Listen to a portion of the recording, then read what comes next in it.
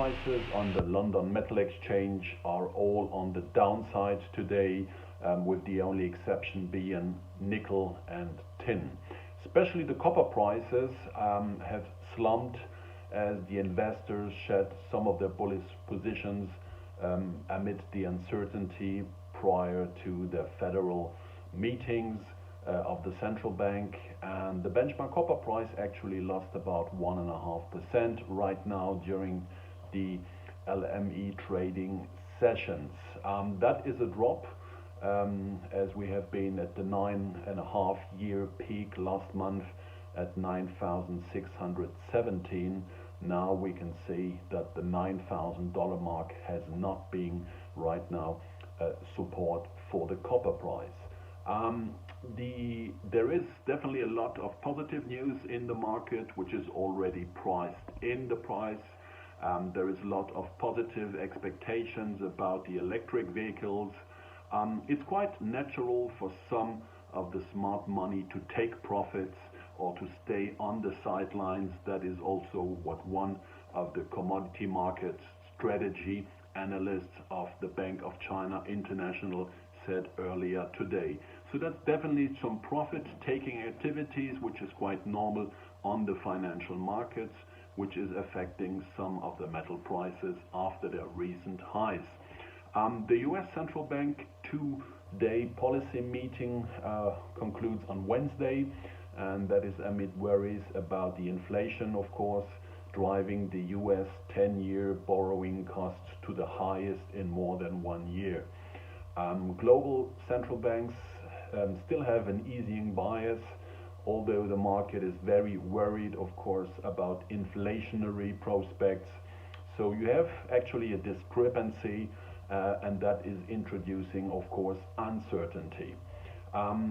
Just some other fundamental news from the metal markets. One is from Chile, that the union workers actually at Antofagasta's Los Pelambres mine will agree to extend the government-mediated labor talks into next week in a bid to ward off a strike at the sparkling copper deposits. That is according to a union leader.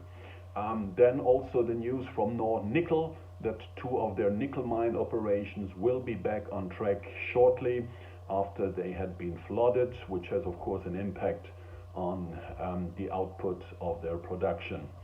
Otherwise, just a brief notice about the LME warehouse deposits on the copper. The inventories rose to a 2-month high lately, having gained 41% over the past 2 weeks. And then of course we had this huge inflow of aluminium, especially in Port Klang in Malaysia, with more than 600,000 tons coming in. It's quite interesting to see that there is now 85,000 tons are freshly cancelled.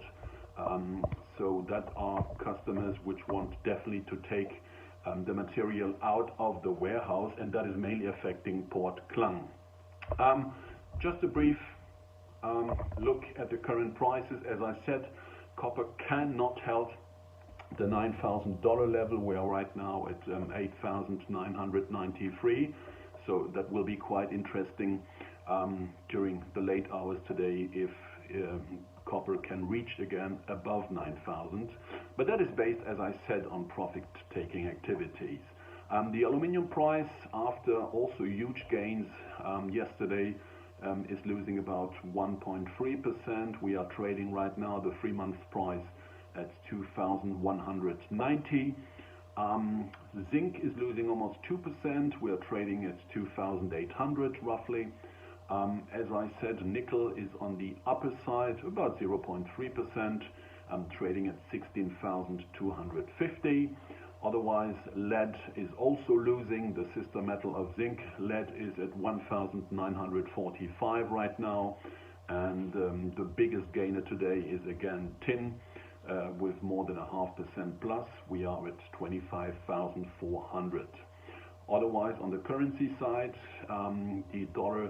the US dollar is still strong, so that the euro cannot or is just fighting to hold the level of 119. We are right now at 119.00. So that's going to be quite interesting to see here also in what sense the Federal Central Bank meeting will have an effect also on the currency side, which is again also related, of course, to the Treasury yields.